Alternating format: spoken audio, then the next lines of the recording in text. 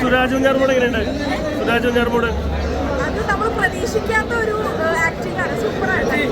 അതുകൊണ്ട് പടം മസ്റ്റ് മൂവിയാണ്, മസ്റ്റ് വാച്ചാണ്. ഗംഭീര പടമാണ്. കുഴപ്പമില്ല, പറഞ്ഞോ. ഗംഭീരമായിരുന്നു, ഗംഭീര പടമാണ്. നമ്മുടെ ശരിക്കും കോമഡി സൈക്കോ മൂവി എന്ന് പറയുന്ന രീതിയിൽ ടേൺ ചെയ്തിട്ട്, അതായത് സുരാജ് സാറിൻ്റെ ഒരു വേറൊരു പുതിയൊരു ക്യാരക്ടർ ശരിക്കും അത് ശരിക്കും എല്ലാവരും എൻജോയ് ചെയ്ത് ശരിക്കും ഈ 2.5 മണിക്കൂർ കാണും. Okay, thank you. എല്ലാവരുടെ പെർഫോമൻസ് അടിപൊളിയായിരുന്നു. ഫാമിലിയായിട്ട് ക്രിസ്മസിന് കാണാൻ പറ്റുന്ന ഒരു പടമായിട്ട്.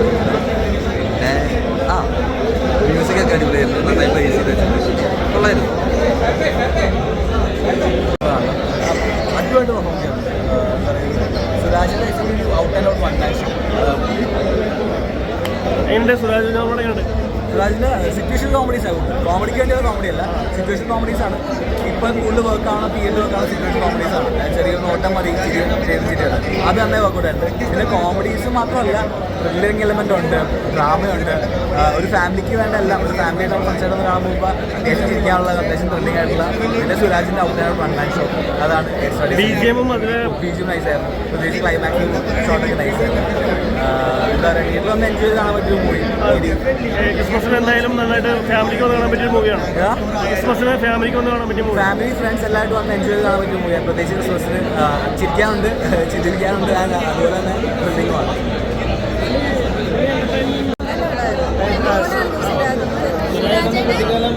അത് കണ്ടിരുന്നു. എങ്ങനെയുണ്ടായിരുന്നു അഭിനയം? വ്യത്യസ്തമായ റോളും കാര്യങ്ങളൊക്കെ ആയിരുന്നു. ക്രിസ്മസിന് എങ്ങനെയാണ് ഫാമിലിക്ക് കാണാൻ പറ്റിയൊരു മൂവിയാണ്. പടം കൊള്ളാം, സൂപ്പർ പടം. സുരാജ് തിരിച്ചു നല്ല കിടില എക്സ്പ്ലെയിൻ ക്യാരക്ടർ പഠിക്കാനാണ് ഇത്രയും ക്യാരക്ടർ ആയിരുന്നു. പടം ടോട്ടലി പറയാനായി നല്ലപോലെ കണ്ടിരിക്കാൻ പറ്റിയ എക്സ്പ്ലെയിൻ ചെയ്യുന്നത് കോമഡി സാധനം. നിങ്ങൾക്ക് എല്ലാവർക്കും ഫ്യൂച്ചർ കണ്ടു പോലീസാണ്.